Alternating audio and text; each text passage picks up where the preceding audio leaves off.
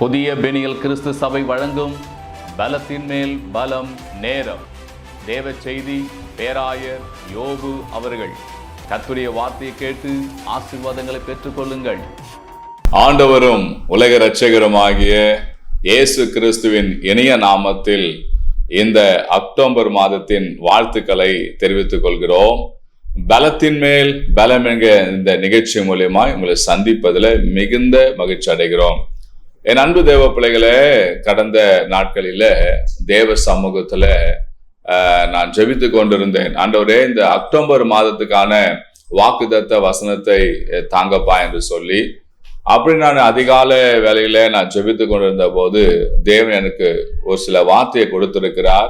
இந்த அக்டோபர் மாசத்துக்கான வாக்குத்தத்த வசனத்தை தேவன் தந்திருக்கிறார். அதை நம்ம கவனிக்க போகிறோம். இந்த வாக்குத்தத்த வசனம் கர்த்தர் கொடுத்துதானா, இதான் உறுதியா என்று சொல்லி நான் மீண்டும் ஜபத்துல பல மணி நேரம் நான் காத்து கொண்டிருந்தேன். அப்போது ஆண்டு கொடுத்த அந்த வசனத்தை உறுதிப்படும்படியாக எனக்கு ஒரு தரிசனத்தை தேவன் தந்தார். ஒரு மணர் குவியலை தேவன் எனக்கு காண்பித்தார். அந்த மணர் குவியல் ஆனது மிக பியூட்டிஃபுல்லான ஒரு மணர் அந்த குவியலை தேவன் காண்பித்தார். அப்போ நான் புரிந்து கொண்டேன், கர்த்தர் கொடுத்த வாக்குத்தத்த வசனத்துக்கும் ஆண்டு காண்பிக்கும் தரிசனத்துக்கும் ஒரு உடன்பாடு ஒற்றுமை இருந்ததை நான் அறிந்து கொண்டேன். இன்றைக்கு அந்த வசனம் தான் உங்கள் மத்தியில் நான் பிரசங்க இருக்கிறேன். ஆண்டவர் இந்த அக்டோபர் மாதத்துல நமக்கு நல்ல ஒரு வாக்குத்தத்தை கொடுத்திருக்கிறார். ஆதியாகமத்தின் புஸ்தகம் 12ஆம் அதிகாரம் 2வது வசனத்துல ஆண்டவர் இப்படியா வாக்கு பண்ணிருக்கிறார். நான் உன்னை பெரிய ஜாதியாக்கி உன்னை ஆசீர்வதித்து உன் பேரை பெருமைப்படுத்துவேன், நீ ஆசீர்வாதமா இருப்பாய். இந்த ஆதியாகமும் 2ஆம் அதிகாரம் 12ஆம் அதிகாரம் 2வது வசனத்துல கர்த்தர் கொடுத்த அந்த வார்த்தையில இல்ல முக்கியமான பாயிண்ட் என்னன்னு சொல்லி பாத்தீங்கன்னா, நான் உன்னை பெரிய ஜாதியாக்கி. இந்த வார்த்தை தான், இந்த வார்த்தையின் சத்தம் தான் நான் ஜபத்துல காத்திருந்த போது என் காதுகளிலே அதிகாலை ஒலித்து கொண்டு இருந்தது. இருப்பினும் நான் இன்னும் தேவசத்துல காத்திருந்த போது கர்த்தர் இதற்கான காரியங்களை வெளிப்படுத்தினார். இந்த அக்டோபர் மாசத்துல கர்த்தருடைய வார்த்தையை கேட்க வந்திருக்கிற, வாக்குத்தத்த வசனம் கேட்க வந்திருக்கிற என் அன்பு தேவ பிள்ளைகளே, ஆண்ட இந்த மாசத்துல உங்களை பார்த்து சொல்றாரு, நான் உன்னை பெரிய ஜாதி ஆக்குவேன் என்று சொல்லி. கர்த்தர் நாம ஸ்தோத்திரம்.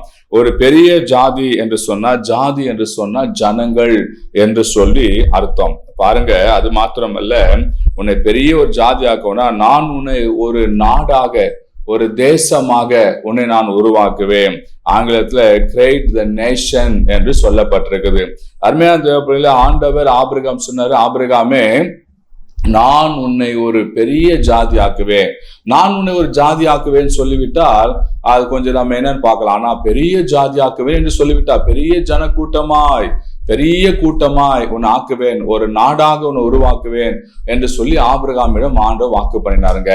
அது மாத்திரமல்ல, இன்றைக்கு இந்த வார்த்தை கேட்டுக்கொண்டிருக்கிற உங்களை பார்த்து ஆண்டு சொல்றாரு, நான் உன்னை ஒரு பெரிய ஜாதி ஆக்குவேன். உன்னை பார்த்து நீ ஒன்றியா இருக்கிற மனிதன் என்று சொல்லுகிறார்களா, உனக்கு யாரும் இல்லை என்று சொல்லுகிறார்களா? ஆண்டவர் இன்றைக்கு உங்களை பார்த்து சொல்றாரு, நான் உன்னை பெரிய ஜாதி ஆக்குவேன். ஒருவேளை நீங்க தனித்த நபரா இருக்கலாம், சிறுமைப்படுகிற நபரா இருக்கலாம், மற்றவர்களை புறக்கணிக்கப்படுற நபரா நீங்க இருக்கலாம். உனக்கு பின்னாடி யார் இருக்குது என்று சொல்லி உன்னை கேள்வி மேல கேள்வி கேட்டு உன்னை மனமடியாக்குற ஆட்கள் இருக்கலாம். அப்படியேப்பட்ட நிலையில இருக்கிற உன்னை பார்த்து ஆண்டு சொல்றாரு, நான் உன்னை ஒரு பெரிய ஜாதி ஆக்குவேன் என்று ஆண்டு வாக்கு பண்ணிருக்காருங்க. ஆபிரகாமுக்கு ஆண்டு வாக்கு கொடுக்கும் போது, ஆபிரகாமுக்கு என்று ஒரு சொந்த ஊரு கிடையாது, குடும்பம் கிடையாது. குடும்பம்னா பிள்ளை கிடையாது, மனைவி இருந்தது, பிள்ளை கிடையாது. கர்த்தர் நாம ஸ்தோத்திரம். பாருங்க, 100 வயது ஆன பிறகுதான் ஆண்டவர் குமாரனை கொடுக்கிறார். அவன் பேர் ஈசாக்கு. அந்த ஈசாக்கு மூலியமாக தான் அநேக சந்ததிகள் உருவாவதை பார்க்கிறோம். இன்றைக்கு பாருங்க, ஆண்டவர் உன்னை பார்த்து சொல்றாரு, நான் உன்னை பெரிய ஜாதி ஆக்குவேன். உன்னொரு பெரிய ஜாதியா, உன்னொரு பெரிய ஜனக்கூட்டமாய் தேவன் உங்களை மாற்ற போகிறார். கர்த்தர் நாமத்துக்கு ஸ்தோத்திரம். உங்களுடைய சந்ததி அழியாதது என்று சொல்லி ஆண்டு சொல்கிறார். உங்க சந்ததி அழியாது. உனக்கு பிற்பாடு ஜனக்கூட்டங்களை நான் உருவாக்குவேன் என்று சொல்லி ஆண்டு சொல்றார். ஆபிரகாமுக்கு ஆண்டு அப்படியே வாக்கு பண்ணார், அப்படியே நிறைவேற்றினார். அன்றைக்கு ஆபிரகாம் கொடுத்த அந்த வாக்குத்தத்த வசனத்தை இன்றைக்கு ஆண்டவர் உங்களோடு கூட அவர் சொல்லி கொண்டிருக்கிறார். அருமையான தேவ மகளே, அருமையான தேவ பிள்ளையே, அருமையான தேவ மகனே, ஆண்டவர் உன்னை ஒரு பெரிய ஜாதி ஆக்க போகிறார், உன்னை ஒரு பெரிய கூட்டமா ஆக்க போகிறார், உன்னை பெரிய ஜனப்பெருத்த கூட்டமாக தேவன் மாற்றப் போகிறார். என் பிள்ளைக்கு திருமணம் நடந்து விட்டது, என் மகளுக்கு திருமணம் நடந்து விட்டது, உன்னை குழந்தை இல்லையே என்று எண்ணிக்கொண்டு இருக்கிறீங்களா? கர்த்தர் நாமத்துக்கு ஸ்தோத்திரம். ஆண்டவர் உங்க மகன் மூலியமா, உங்க மகள் மூலியமா உங்களுக்கு ஒரு பெரிய ஜனக்கூட்டத்தை தேவன் தரப்போகிறார். அவர் வாக்கு பண்ணினவர், அதை நிச்சயம் ஆண்டவர் நிறைவேற்ற ஆண்டவர் வல்லவரா இருக்கிறார். அருமையான தேவர்களே, இந்த வாக்குத்தத்த வசனத்தை ஆண்டவர் உங்க வாழ்க்கையில எப்படி நிறைவேற்றுவார்? அது மாத்திரமல்ல, கர்த்தர் உருவாக்குற பெரிய ஜாதி எப்படியாப்பட்ட ஜாதி, அது எப்படியாப்பட்ட ஜனமா இருக்கும். ஆபிரகாமுக்கு ஆண்டவர் சொன்னாரு, உனக்கு ஒரு ஜனக்கூட்டமா மாற்றுவேன், நீ ஒரு பெரிய ஜாதியாவேன்னு சொல்லிவிட்டார். அப்படின்னு சொன்னால் ஆபிரகாமுக்கு ஆண்டவர் சொன்ன அந்த ஜாதி, அந்த ஜனங்கள் எப்பேற்பட்ட ஜனமா, எப்படிப்பட்ட ஜாதியா இருக்கும் என்று சொல்லி பார்ப்போமானா, 1 பேதுருவின் புஸ்தகம் 2ஆம் அதிகாரம் 9வது வசனத்துல சொல்லப்பட்டது, நீங்களோ அந்த காலத்தில் நின்று தம்முடைய ஆச்சரியமான ஒளியிடத்துக்கு வரவழைத்தவருடைய புண்ணியங்களை அறிவிக்கும்படிக்கு தெரிந்து கொள்ளப்பட்ட சந்ததியாயும் ராஜரிகமான ஆசரை கூட்டமாயும் பரிசுத்த ஜாதியும் அவருக்கு சொந்தமான ஜனமாய் இருக்கிறீர்கள். ஆமென். அருமையான தேவ பிள்ளைகளே, அப்ப ஆண்டவர் இந்த மாதம் உங்களுக்கு சொல்லிருக்கிறார், நான் உன்னை ஒரு பெரிய ஜாதியாக்குவேன் என்று சொல்லி. அப்படின்னா அந்த ஜாதி எப்படிப்பட்ட ஜாதியா, எப்படிப்பட்ட ஜனமா இருக்குன்னு சொல்லி பாத்தீங்கன்னா, அது பரிசுத்தம் உள்ள ஜாதி. அல்லேலூயா, கர்த்தர் நாமத்துக்கு மகிமை உண்டாவதாக. அப்ப ஆண்டவர் உனக்கு கொடுக்க போகிற உன்னுடைய ஜனக்கூட்டம் எப்படின்னா, அவருக்கு பரிசுத்தமான கூட்டமா இருக்கும்.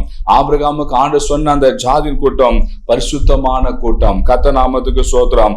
2வது காரியம், தேவன் உங்களுக்கு கொடுக்க போகிற அந்த பெரிய ஜாதி எப்படிப்பட்ட ஜாதி, எப்படிப்பட்ட ஜனங்களா இருப்பார்னு சொல்லி பார்ப்போம்னா, ஏசாயா 26ஆம் அதிகாரம் 2வது வசனத்துல வாசிக்கும் போது, நீதி உள்ள ஜாதி என்று ஆண்டு சொல்லிருக்கிறார். கர்த்தர் நாம ஸ்தோத்திரம். அங்க அழகா சொல்லப்பட்டிருக்கிறது, சத்தியத்தை கை கொண்டு வருகிற நீதி உள்ள ஜாதி உள்ளே பிரவேசிப்பதற்காக வாசல்களை திறவுங்கள். அருமையான தேவ பிள்ளைகளே, ஆண்டவர் இந்த மாதம் கொடுத்த வாக்குத்தத்த வசனத்தின்படி ஆண்டவர் உங்களை என்ன பண்றார்? நீதி உள்ள ஜாதியாக மாற்றுகிறாராம். 2வது ஆண்டவர் உடைய ஜாதி, உடைய கூட்டத்தை எப்படிப்பட்ட கூட்டமாய் ஆண்ட மாற்ற போகிறான்னு சொல்லி பாத்தீங்கன்னா, அது நீதி உள்ள ஜாதியாக அது இருக்க போகிறது.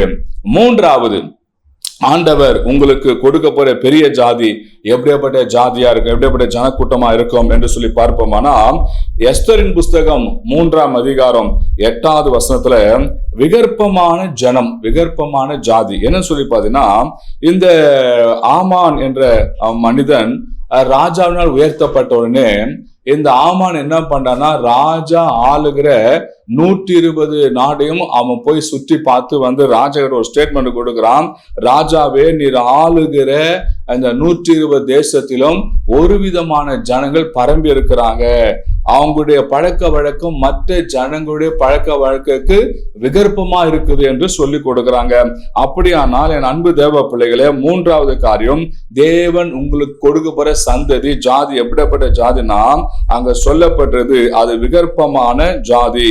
எஸ்தர் 3ஆம் 8ஆம் வசனத்தில் சொல்லப்படுது, அப்போது ஆமான் அகஸ்வேர் ராஜாவை நோக்கி, உம்முடைய ராஜ்யத்தின் சகல நாடுகளிலும் உள்ள ஜனங்களுக்குள்ளே ஒரு விதமான ஜனம் பரம்பி கிடக்கிறாங்க என்று சொல்லி அங்க ஒரு ஸ்டேட்மெண்ட் கொடுக்குறாங்க. கர்த்தர் நாம ஸ்தோத்திரம். அப்ப பாருங்க, அங்க என்ன, அந்த ஜனம் ஒரு பழக்க வழக்கம் வித்தியாசமா இருக்கும்.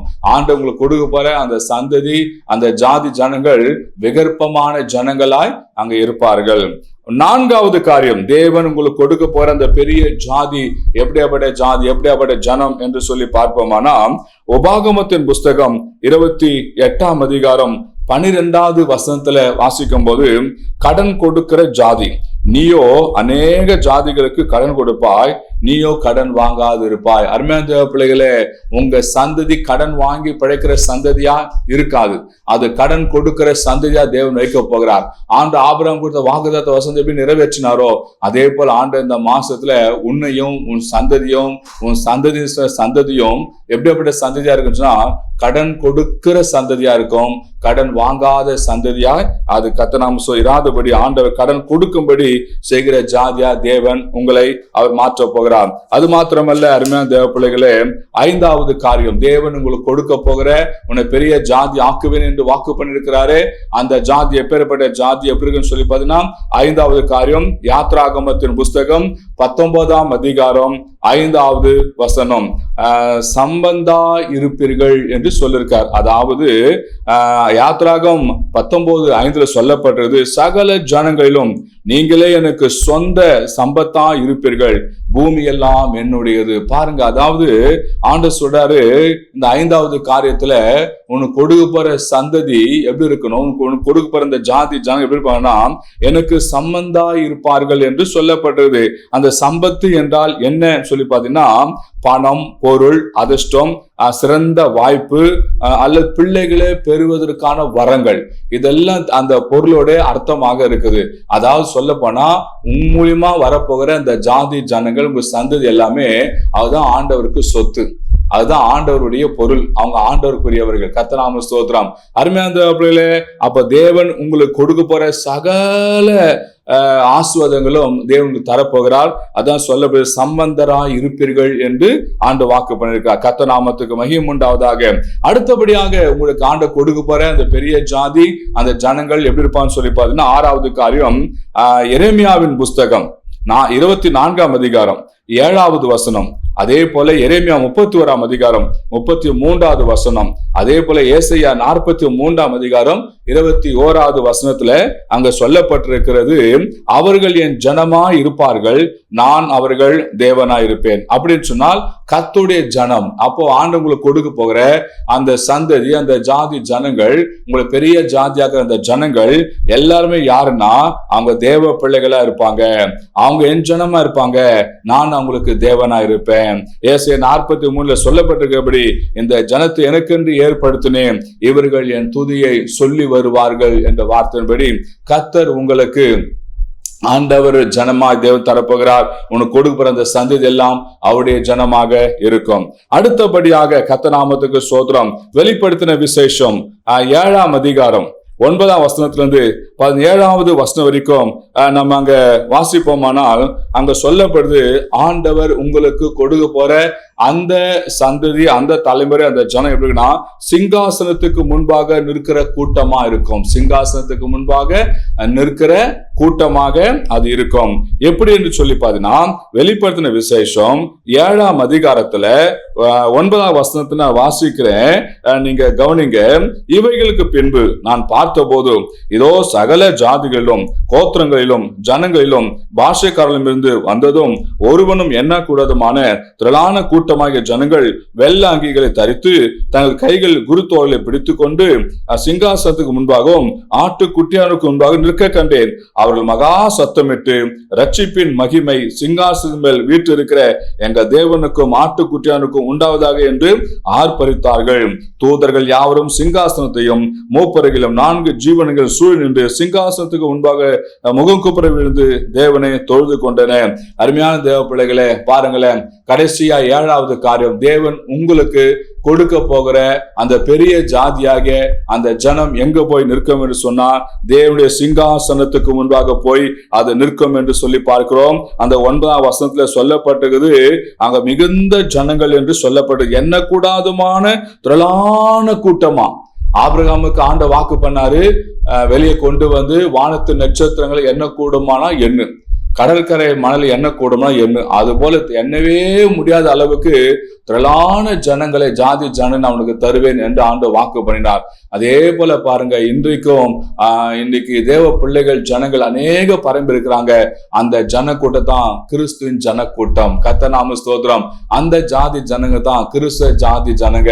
அருமையான பிள்ளைகளே, அந்த கூட்டம் எங்க போய் இருக்குதுன்னா அங்க சொல்லப்பட்டது, ஒருவனும் எண்ணக்கூடாதமான திரளான கூட்டமாகிய ஜனங்கள் வெள்ள அங்கே தரித்து கொண்டு சிங்காசனத்துக்கு முன்பாக நிற்க கண்டேன் என்று இந்த பக்தன் சொல்கிறார். அப்ப எண்ணிக்கை அடங்காத ஜனங்கள் அங்க சிங்காசனம் நிற்க போறாங்க. ஆக என் அன்பு தேவ பிள்ளைகளே, ஆண்டவர் இந்த மாசத்துல உங்களுக்கு வாக்கு பண்ணிருக்கிறார், நான் உன்னை ஒரு பெரிய ஜாதி ஆக்குவேன் என்று சொல்லி.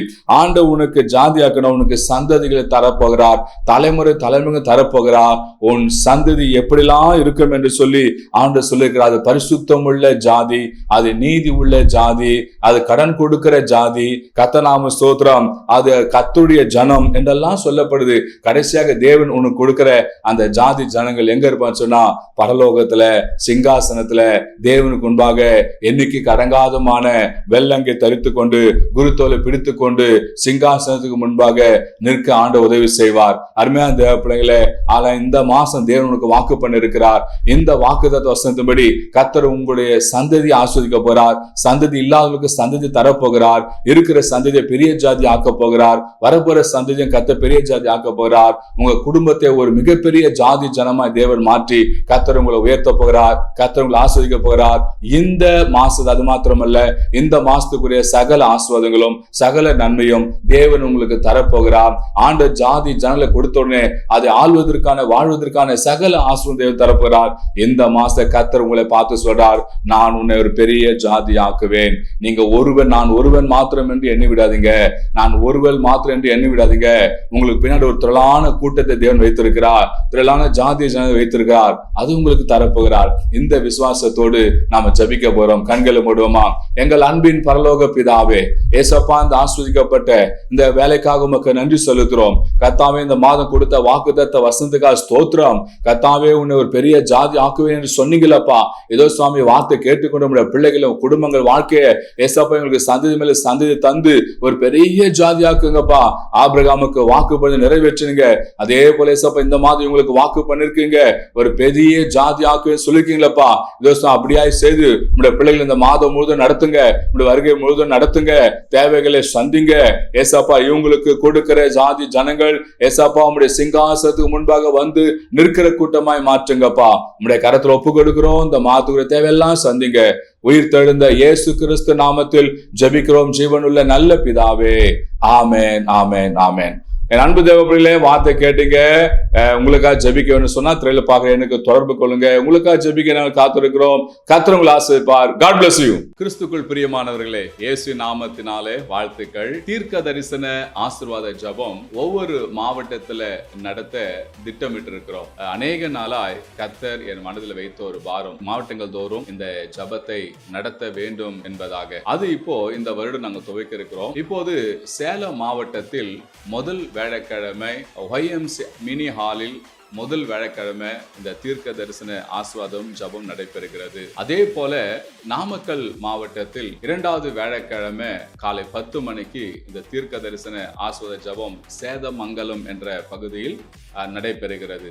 அடுத்தது ஈரோடு மாவட்டத்தில் CSI ஹாஸ்பிட்டல் உள்ள இருக்கிற பிரே ஹாலில் இந்த தீர்க்க தரிசன ஆசீர்வாத ஜெபம் காலை 10 மணிக்கு நடைபெறுகிறது. அதே போல திருப்பூர் மாவட்டத்திலும் மூன்றாவது புதன்கிழமை காலை 10 மணிக்கு இந்த தீர்க்க தரிசன ஆசீர்வாத ஜெபம் நடைபெறுகிறது. இன்னும் மிக விரைவில் எல்லா மாவட்டங்களிலும் இந்த தீர்க்க தரிசன ஆசீர்வாத ஜெபம் நடைபெற இருக்கிறது. நீங்கள் அந்தந்த மாவட்டங்களில் உங்களுக்கு தீர்க்க தரிசன ஆசீர்வாத ஜெபம் நடத்த இருக்கிறோம். நீங்கள் ஒருவேளை நாங்கள் அறிவிக்கிற இந்த மாவட்டத்தில் இருக்கிற நபராக இருப்பேன்னு சொன்னால் நீங்கள் நடைபெறுகிற இந்த தீர்க்க தரிசன ஆசீர்வாத ஜெபத்தில் பங்கு பெறுங்கள். வருகிற யாவருக்கும் தனித்தனியே ஜெபங்கள் ஏறெடுக்கப்படுகிறது. ஆசீர்வாதம் பெற்றுக்கொள்ளுங்கள். இயேசு விடுவிக்கிறார், உங்களுக்கு அற்புதம் செய்கிறார். வாருங்கள், ஆசீர்வாதம் பெற்றுக்கொள்ளுங்கள். கர்த்தர் உங்களை ஆசீர்வதிப்பார். God bless you.